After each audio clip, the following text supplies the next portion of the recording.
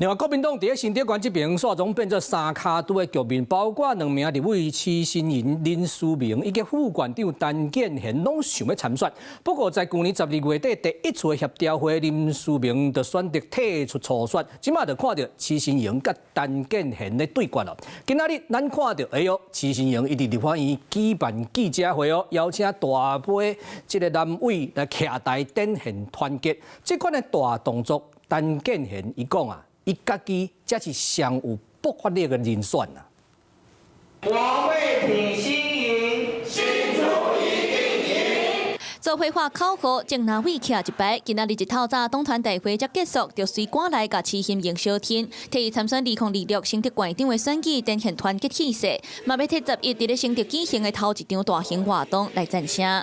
这些专业的立委站出来支持新营，就是粉碎了这段时间的所有的谣言，也是最好的辟谣。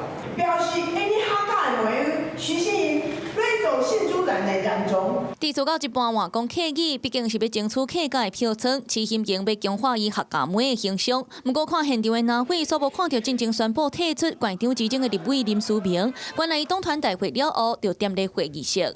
我一定是支持我们未来党内这个提名的候选人还没有出现我想我还是这个希望他们自己继续努力。正面回应来表现气度，国民党2026新竹县长之争，原本党内是三卡都的局面，两个新竹县立委徐新莹、林书明和副县长陈建贤。不过顶个月底头一届协调会了后，林书明退出竞争，加做徐新莹、陈建贤1对1的局面。面对徐新莹的大动作，陈建贤发声明表示，家己是上届有爆发力的人选，会继续拍拼走基层，代表国民党参选。照目前党内机制也是协调大成，若是协调未成，才会做初选。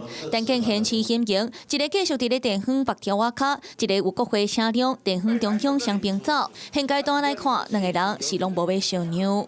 Hello， 我是蒋欣梅，想要抢先掌握最及时的新闻资讯吗？赶快订阅、按赞、开启小铃铛，锁定华视新闻 YouTube 频道。